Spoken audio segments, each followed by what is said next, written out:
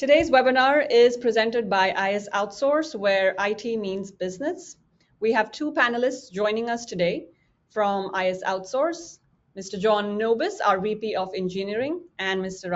Naveen Rajkumar, our CEO and President. Gentlemen, I hand over the floor to you now. Perfect. Thanks, Kaz. We'll go ahead and start off with the introductions. My name is John Nobis. I'm the VP of Engineering here at IS Outsource. I've been with the company just shy of 10 years now. I started off initially on the support desk, moved my way up the ranks into consulting, consulted for about 6 years, and moved into a leadership role here at IS Outsource, managing the consulting team, then overseeing our projects department when we formalized that. And most recently moving into VP of Engineering, where I'm overseeing all of the engineering departments. Naveen, I'll go ahead and hand it off to you. Thank you, John. My name is Naveen. Good morning to all of you, or good afternoon from where you are. I'm the CEO and president of the company, been here about 4 years now, and I have technology experience for the last 25 years. And my passion is digital transformation. So over my 25 years working in technology, I worked with Fortune 500 companies, startups, and now I have the privilege of working with small and medium businesses. And it's just fascinating to see how technology can transform businesses if it's applied the right way. So that's our passion at IS Outsource. And so we're glad that you chose to join us today. So why this webinar? So as leaders in this space, we get to work with more than 500 small and medium businesses. We've done this for 30 years here at IS Outsource. And our passion, our vision statement is about creating thriving communities of happy, productive, supported businesses. And you might ask, how does IT do that? Let's start with the big picture. Why SMBs are important to this economy? We've been doing some research, and some of these statistics are mind-boggling. SMBs created over 70% of net new jobs in this country since 2019, 70%. Companies with fewer than 250 employees account for 44% of all private jobs in the country. Now, these are staggering numbers, and we don't often realize the impact that small and medium businesses have on the community around us. What happens when SMBs do well? They create jobs in the local community, and that makes communities thrive. So if that's the impact on SMBs, the pandemic kind of woke us up to this realization that IT is the backbone for all businesses, not just enterprises, not just the large businesses. Even small and medium businesses are hugely dependent on having a good IT strategy. So what's the impact of IT on SMB? Some research, and when you get a copy of our research report, you will see the sources cited for each one of these things. SMBs, if they're not set up right, their chances of failure are very high in the first 1 year and first 5 years. And you see some of those numbers on the screen. Being unprepared for a pandemic type of a paradigm shift can sink businesses. A cyber attack, when it's not planned for, anticipated, measures put in place for disaster recovery, business continuity, can sink businesses. So I think businesses we are seeing are waking up to this realization that IT is no longer a necessary evil. It's in fact the backbone of their businesses. With that as the backdrop, what is the impact of IS Outsource? We strive to put business in front of technology. And especially my experience is all about applying technology to businesses to drive digital transformation, to increase revenues for our clients, to drive down costs for our clients, to mitigate risk for our clients. So our tagline is where IT means business. We don't do IT for the sake of IT, for the fun of technology. Technology is fun, don't get me wrong, but technology not applied in the right context of the business is useless. So where IT means business is what IS Outsource stands for. And like I mentioned before, we serve more than 500 SMBs in the west coast of the country. We've served thousands of small and medium businesses over our tenure, and we're proud to have that impact on the community. Now, with all of this as the backdrop, we commissioned a survey in Q4 of 2024. We sent out a survey to 50,000 businesses across the country. And we heard back from about 220 to 230 businesses that got back to us on the survey, giving us some fantastic data to look at and analyze. This was critical mass of data that helped us analyze trends and findings and reports through which we put together this 40-page document that you will all get a copy of right after this webinar, the IT Trends Report from IS Outsource. We are here to share some key findings with you, some data points with you, draw some implications from those, and then give you some recommendations, and then take some questions towards the end of this meeting. There are three key findings that I would summarize based on what I saw. The first is the increase in sophistication of cyber threats. If you're attending this meeting, this is not news to you. I'm sure if you turn on the news channels, if you followed anything about ransomware and cyber attacks, this cannot be news. The surprising number that I saw was 48% of our respondents have faced threats in the past year, in the past 1 year. Let me turn this to John. John, does that number surprise you? You talk to clients every day, all the time, both from an engineering and a consulting standpoint. Talk to us about that number. Yeah, I mean, that's not surprising to me. And to your point earlier, Naveen, ransomware is kind of the topic that grabs the headlines. It's what you hear frequently all the time. And it's still very much prevalent. And oftentimes there's really no bias regarding who is targeted and the size of the business. But in addition to that, I think what we've seen a lot from the security team is a pretty significant rise in the medians that are used to kind of leverage that and actually drop ransomware into an environment. So those being credential theft, covert data theft, oftentimes those go completely unnoticed in an environment. And aside from ransomware, have other devastating impacts on small businesses. Some of those being like, for example, a retail client, if they got breached or there was data theft or credentials stolen because of maybe poor practices, they risk, exposing customer information, damaging their brand and reputation, and they kind of open the door up for legal repercussions as well. So, some of the things that we often see in the low-hanging fruit there are, implement things like multi-factor authentication, password policies, and endpoint management. But oftentimes that even goes underutilized. And some of the things that we see in those implementations is they may think it's fully implemented, but they haven't gone through and done regular auditing against that and ensured enforcement across the organization. So those tools tend to lose their effectiveness when you're not doing those things. And no matter how secure your environment is, those incidents can still occur. And so cybersecurity insurance is critical. It's a nice safety net to kind of mitigate that financial impact, as well as the operational impact, and making sure your business can recover quickly. So, my recommendation there is partner with your IT, make sure that those stop gaps are implemented, and continuously audit against that, making sure that you've got the expertise in place to close those gaps, kind of strengthen your defenses. That's a great point, John. This is not set it and forget it, right? A lot of times we assume that, okay, we got the right tools, we got the right systems, we've invested X number of dollars, and it should be good. Well, it's never good because sophistication of cybercrime keeps increasing by the day. So you make a great point there. The second big theme that we saw, which we will dive deeper into, is the rise of remote and hybrid work. Again, this is common. Most businesses are starting to see or have seen more and more of their team members, employees, working in a completely remote fashion or spending a couple of days in the office. The survey talked about the benefits of this, and I think business owners are starting to see the benefits. They don't have to scale their operations, their facilities, their space as the business scales because of certain percentage of their workforce working remote. And they're starting to see cost savings from that, the scalability options because of that. The access to talent that normally would not be easy if you're constrained to a certain zip code. While those are the benefits, what some of our business owners might not be aware are the challenges that come behind that. Right? So, John, would you elaborate or enlighten us of what challenges we should be thinking about as we think about the rise of remote work? Yeah, I think some of the ones that come to mind right off the bat are communication, collaboration. We oftentimes see where they'll transition to, a remote workforce, but oftentimes their workflows kind of get fragmented or the tooling that they choose to leverage isn't fully thought out or integrated to kind of bridge some of those gaps. Other things is we see a lot of small businesses transferring from the traditional on-premise hosted line of business app to a SaaS solution.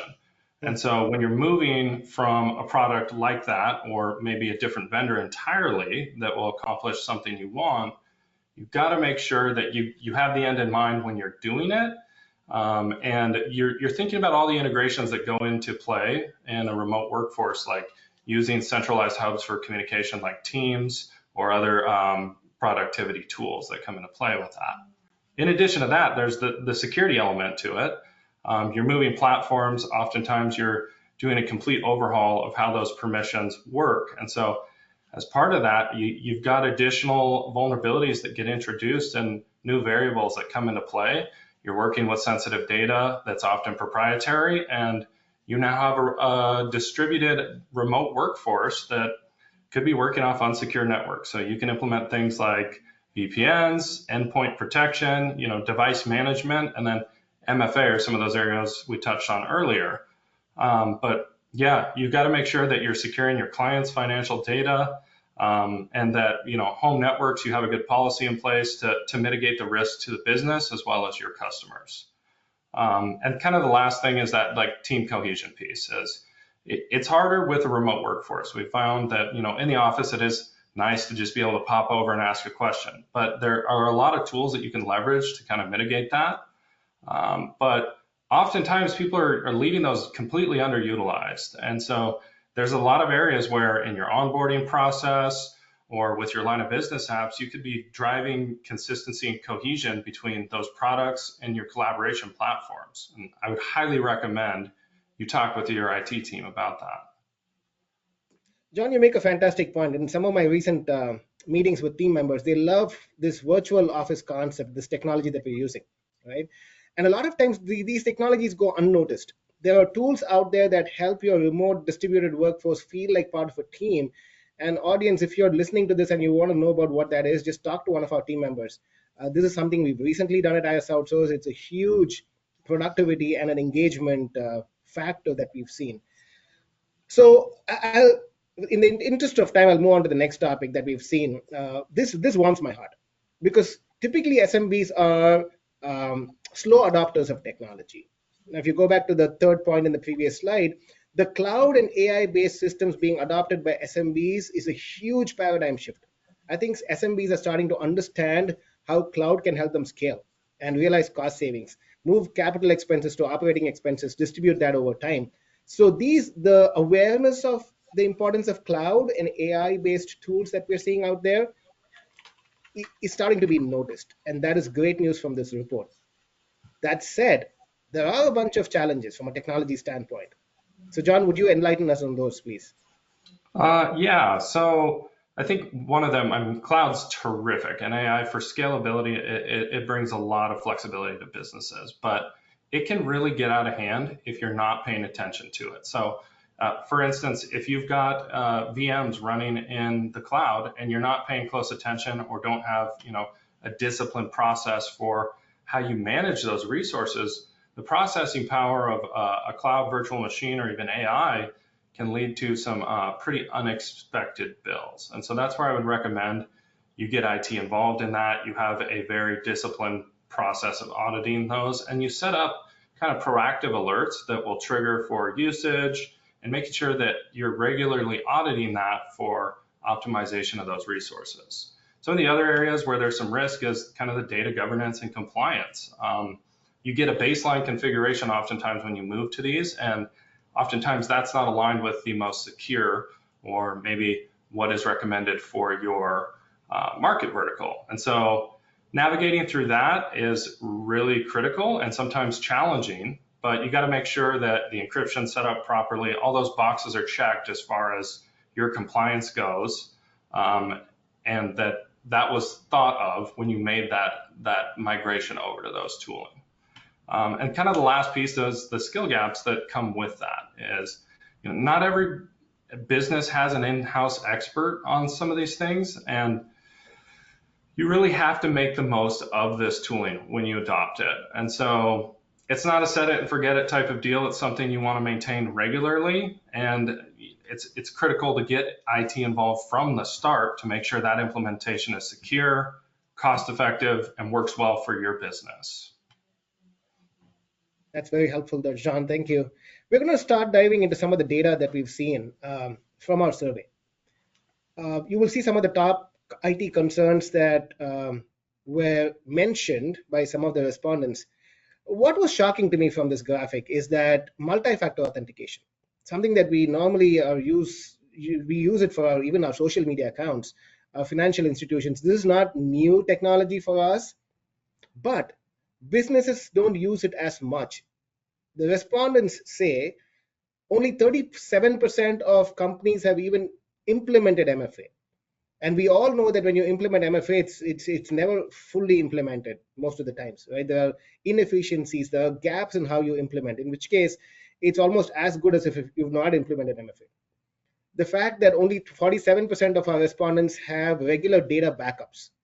These are staggering numbers that caused some alarm bells to go off in my head, because when we have so much of awareness on cybersecurity and the increase of cybercrime, and yet we do not have mitigation strategies or preventive strategies, then we're not thinking about this the right way. So if you're listening to this, we would strongly recommend you to be thinking about multi-factor authentication for all of your systems, all of your employees, all of the devices that they work with. We would strongly recommend that you think about data backups, because if systems go down for whatever reason, could be a ransomware attack, could be just end of life servers just dying one day. If you don't have your data backed up, you're going to see business impact. Your clients are going to see an impact because you cannot serve them as well as you can when you have all the data backed up and restored. So you will again see a lot of these kind of insights from the report that you will get at the end of this webinar. But the top concerns, as you can see here, are the security pieces. No surprise. The second thing was budget constraints. People talked quite a bit about how they know that they need to do some technology initiatives, but they don't have the budget for it. And there's a lot of confusion about, or concern about, how do I take my limited dollars and spread it across all the different areas that IT needs. And we're going to talk a little bit about that later on in this meeting, but just know that a lot of people are thinking about allocation of budgets towards IT initiatives. Third, and the last piece, especially if you're in the Seattle metropolitan area like I am, or John is in Phoenix, you know that IT talent is expensive. Not only is it rare to find talent that can serve your entire infrastructure, because you're talking about networking, you're talking about security, you're talking about infrastructure, you're talking about collaboration software. This IT is not just one small piece, and we often simplify it to, oh, one person can help me solve all of my IT problems. And especially if you're in one of these expensive places, it's hard to find the talents, it's expensive. So that's a concern that a lot of our respondents have brought to our attention, that the increasing demand of these skilled professionals makes it very challenging for them to hold on to people. Okay, and we'll talk about some strategies for that in subsequent slides. So at this point, you've seen the data that we've gotten from the survey. What do we do with this data, right? What are some of the implications and recommendations that we have for you? The first piece of this is IT has to be a strategic part of your business. We highly recommend you don't see IT as a reactive thing or a necessary evil where you just have to feed it the minimal resources to keep it up and running. This has to be a strategic part, because it's your backbone, a backbone that's often not seen tangibly. To illustrate that point, I'm going to bring in John. John, you have worked with a lot of our clients over the last 10 years. You've seen the results of proactive IT strategies. You've seen the results of reactive IT strategies. Give us a couple examples, please. Yeah, to your point, Naveen, I cannot stress enough how important it is to be proactive. And one example that I have from my days in consulting, I'll give a good and a bad, was I had a client that was probably about 20 employees.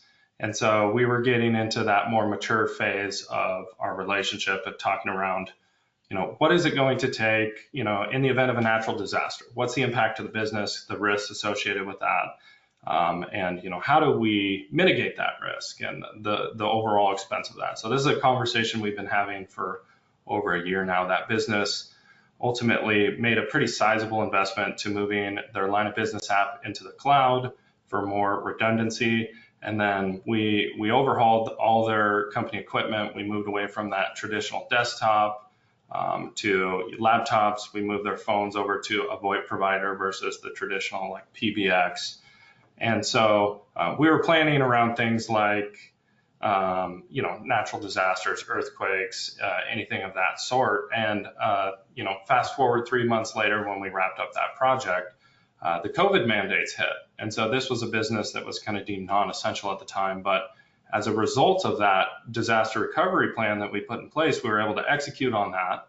And that business did not miss a single day of being able to support their clients. So it was really rewarding to have that experience. And then on the flip side of that, I had a client that was the exact opposite. They did not want to prioritize moving. They were really, content with where they were at. They weren't forward thinking. And so they were resistant from changing off of the traditional desktops, and the pandemic struck. And they were faced with a lot of struggles that we had to navigate in the middle of a pandemic that was really challenging for that business. And so their service delivery was really impacted as a result of it. And it also led to far more increased cost reacting to this situation versus being methodical and planning for that. So I would say the other aspect of this would be, budget considerations that come into play. So when you're having these type of discussions or you're thinking about this, you got to understand the risk tolerance of the business and where you can afford risk and where you can't. And so you'll sit down with a consultant oftentimes and prioritize those areas where you can plan out investments that are going forward thinking, going to plan for those things. So whether it be cybersecurity initiatives, if it's a business continuity plan, that's something that's well worth exploring. And then, how can cloud and AI also augment some of that? So I would say, the next event like COVID, it's not a question of if, but when, and you got to be making sure that you're prepared to adapt and thrive in those situations. But, I'd be interested to hear the perspective of a CEO on this topic, Naveen. Yes, John. So budget allocation is one of the trickiest things as a CEO, right? If you're a business owner, you're a budget owner, how do you allocate resources is the million-dollar question. And to your point earlier, you are going to end up paying for these at some point or the other. If you're proactive about paying for these investments, you decrease the impact to your clients. You decrease the risk of your reputation going down. But if you are unprepared and you go down and you don't have a disaster recovery strategy, and your systems are down for even a day or two, your clients are going to get impacted. Your organization reputation is going to get sullied. So the point is, these bills are going to be due. When do we pay for it is the question. So the way I would think about this, John, is think about your budget, your IT budget, as two different parts. For the first part is keeping the lights on budget, right? As we talked about, technology is the backbone, which means you need computers, you need internet connections, you need Wi-Fi routers, you need a printer, you need those basic things to keep your business functioning. And I would call those expenses the keeping the lights on expense. Okay?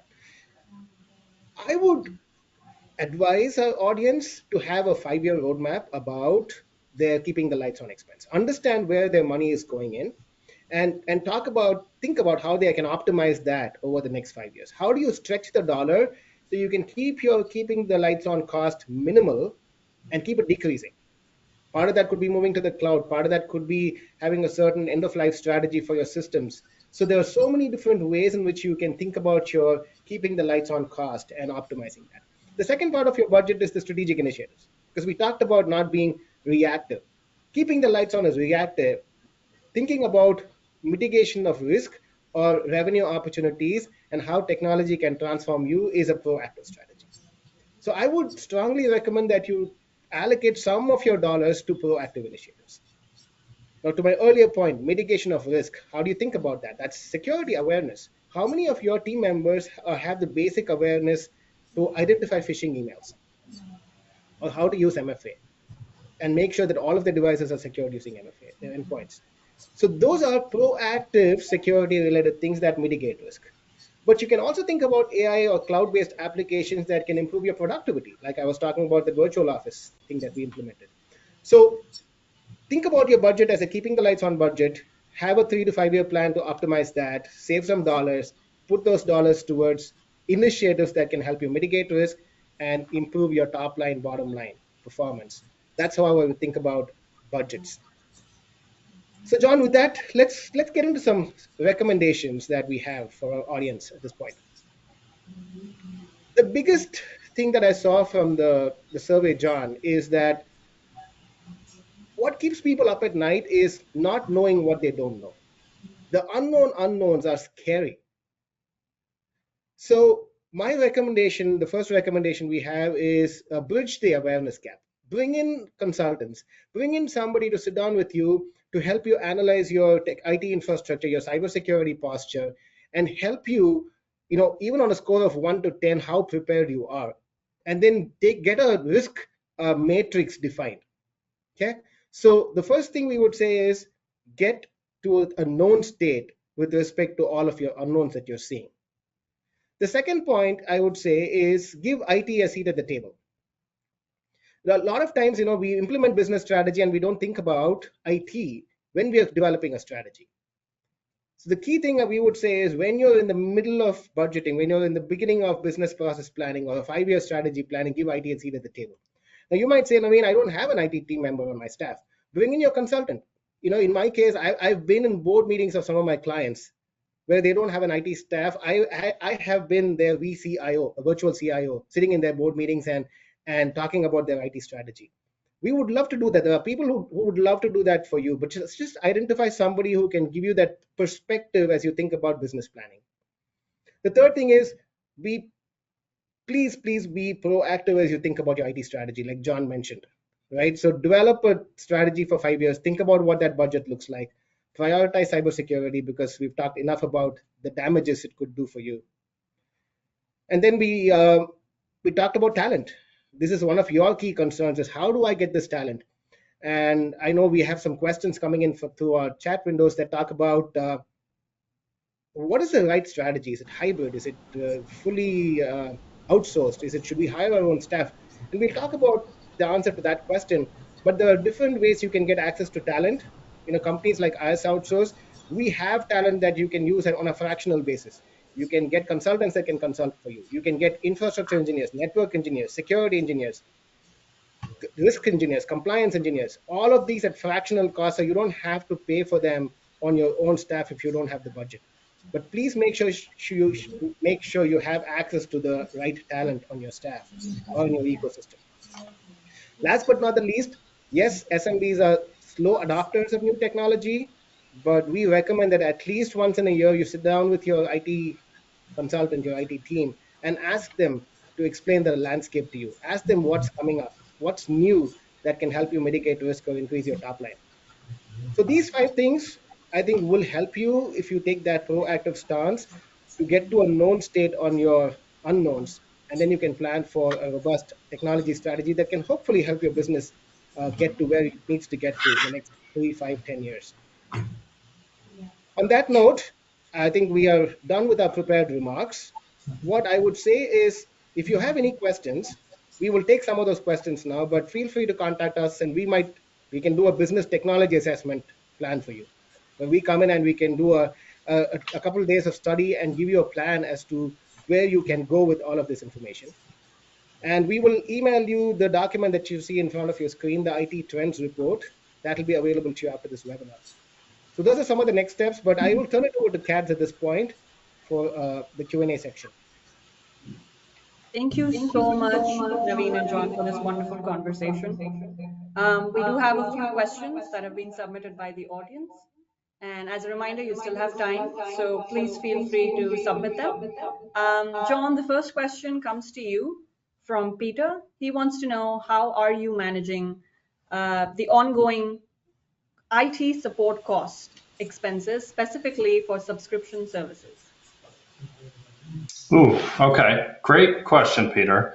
Some of the areas that we often dive into when we're managing support cost subscriptions, the first area I would approach this from is making sure you have a regular auditing practice in place for these subscriptions. Going in, identifying things like services that might be underutilized, recommending ways to consolidate those licensing or even explore more cost-effective solutions for that licensing. and pull in IT as part of this process, because oftentimes we'll be able to go through and identify there's overlap between a license, so you may be double paying for something. Leverage them to negotiate prices with that vendor, and ensure you're not overpaying for a lot of those services, and then make it a recurring interval. It really comes down to just having a clear view of your IT ecosystem, and what's necessary, being proactive around managing those costs. The more visibility and control that IT has in that, especially over subscriptions and services, it's very easy to kind of mitigate that risk of those unnecessary costs. Thank you for answering that. Naveen, Jessica wants to know, in your experience, which works better, in-house, hybrid, or outsource? Thank you, Jessica, for the question. I saw the question coming in, put a smile on my face, because I don't have an answer for you that says, here is the right solution. Because the answer for that question is it depends on many factors. The first factor is how big is your business and how big is your budget? What are your growth plans? How diversified are you in terms of your locations where you're serving your clients from? And the reason all of these are factors is because this will dictate to you whether you have the budget or the need to hire full-time resources on your staff. But we would always say, when you can, have people on your staff, because that touch that you get from your staff member is unparalleled, especially on the help desk side. Somebody has a problem, people can walk across to them, and shoulder to shoulder solve problems for them. That's awesome. But what we know is most SMBs do not have that budget to hire full-time headcount, because they know that hiring costs are high, retaining costs are high, and when people walk away, the retention costs are high, knowledge transfer costs are high. So what we would recommend is a hybrid strategy or an outsource strategy. If you're small and you don't have the wherewithal to hire people and keep them motivated and engaged, companies like IS Outsource can help you, because we take over your entire IT infrastructure as a managed client. We would manage your infrastructure, your cybersecurity, your roadmap, your budgets, all of that end to end, and we're equipped for that. But if you're in this sweet spot of between 100 and 250 employees, you might want to go for a hybrid strategy, where, like I mentioned, you might have a help desk person on staff, and then you might outsource the strategic portion and security to a company like us. Or you might say, I want to retain the strategy piece. I'll hire a director of IT, but then I will outsource all of my security work and my networking work and my help desk work, and we can help there as well. So there is no straightforward answer to your question. Just evaluate based on how big are you, how much budget do you have, what are your growth plans, and more importantly, do you want to be thinking about IT, or do you want to be spending your time thinking about your subject matter expertise? And that'll help you determine what strategy is the best for you. Thank you so much. John, would you be able to help answer Paul's question, who wants to know, our employees want to use their personal devices for work. Should we allow this or not? And what are the risks involved with this? Yes, I can help with that one. So I loved having this discussion in my consulting days. And I think the truth is, it really depends on the business. Allowing employees to use a BYOD, a bring your own device, it brings a lot of flexibility. There's cost savings that are associated with it, but there's always risks that come with that, and you have to take those into consideration. I'd say some of the common risks, the obvious one is security, making sure the proper protections are in place for that device, things like encryption, AV, patching, and then vulnerabilities as far as it goes. Data leakage is another concern there, is being able to control unauthorized access to that. What controls can you put in place to mitigate that? Compliance is another one. Oftentimes there's compliances that really complicate businesses' ability to do any sort of BYOD program. And then the one that is fun to really dive into, but oftentimes overlooked, is kind of that work-life balance and intermixing, business with personal. And so what are some of the ways you can mitigate that with technical controls? And what are the risks associated with that? So my recommendations on that are, think about the security measures. Do you have strong multi-factor authentication in place? Have you thought about single sign-on? Do you have a good, strong password policy? And what sort of tools are you using to leverage encryption on those devices? And then, do you have a mobile device management policy if we're talking about phones or even laptops?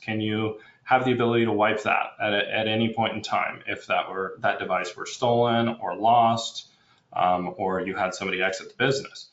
And making sure that that data gets contained and wiped from that device is critical. And then the other thing is an acceptable use policy. You have to really go through and define your expectations and standards for how you manage these things, and get that published, and then provide a training on it, making sure you're educating your staff on those best practices pertaining to that acceptable use, security, things like that.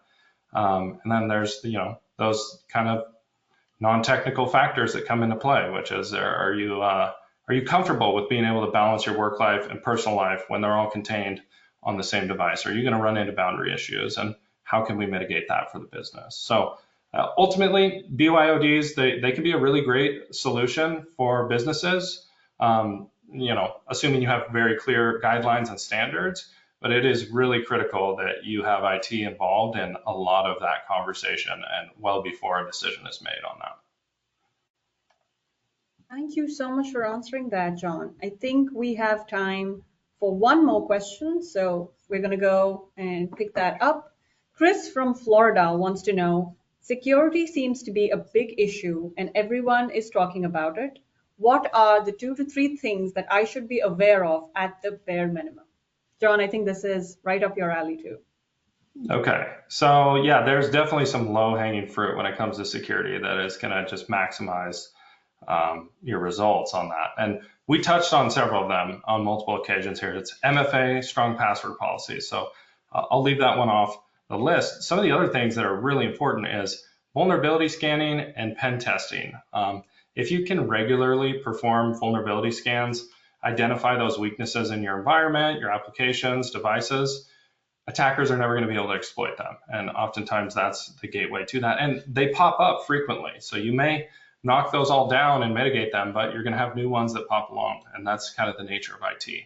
The other area is, pen testing, simulating an attack, understanding how the defenses that you've put in place hold up in kind of those real world scenarios. That is critical, one, for peace of mind, but knowing where your posture is in terms of security.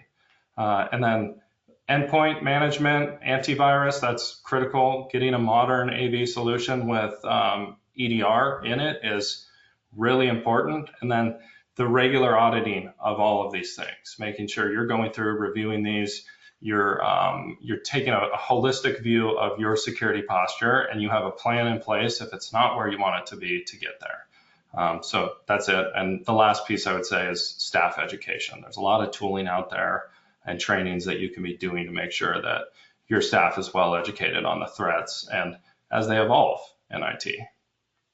John, I would add to that. I've met over 100 clients in my last 4 years, and it's a pleasure to sit down with our clients and talk about their business. One of the things I've heard as a common theme is, now we're talking to healthcare companies and construction firms and nonprofits and manufacturing firms, and when I sit down with them for a business review, there are times when they've turned around and said, what, I would love to spend all my time thinking about my healthcare practice or my manufacturing processes, all my clients in this nonprofit world. That's my mission. That's my passion. This IT thing is a distraction for me, right? And our response to that is we completely understand that you want to be focused on your subject matter expertise, whether it's healthcare, manufacturing, wealth management firms, law firms, accounting firms. We serve all kinds of clients, and we know that's what you're passionate about. And that's where our recommendation would be, especially when you think about security and things like that. Don't let an event impact you or jolt you into thinking about technology. Right? At least have a once a month conversation with your team, with a consultant on what is happening, right? Because that will prevent surprises from happening in your ecosystem, right? And it's our desire that you focus 99% of your time on your market and your clients, but that 1% of time that you spend thinking about technology will be very beneficial. So if there's any way we can help you think through all of these aspects, we would love to do that. And I'm going to hand it back to Kads for closing comments, but thank you for joining us. It was a privilege talking to you all. Thank you so much, John and Naveen, for providing all these insights and expertise. If you have any additional questions or would like to connect directly with IS Outsource, You can reach out to us using the contact information on this slide or through our social media channels. Thank you so much for taking the time to listening to this, and you will receive a recording of this webinar as well as a copy of the SMB IT Trends Report 2025 in your inbox. Thank you and have a great day.